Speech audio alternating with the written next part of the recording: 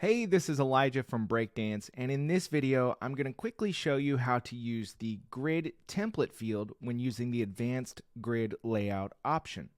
The grid template field is a shorthand field that allows you to define the behavior of both axes of your grid, meaning both the grid rows and the grid columns. You can see here that this field actually covers grid columns, grid rows, and grid areas. If we scroll down here, we can see a few examples of the types of things we can use in this field.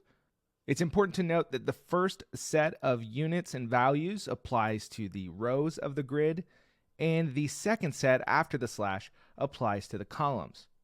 This also differs from the grid field because the grid field allows you to define one axis, but then the other axis, you just get to set kind of the automatic behavior of that axis.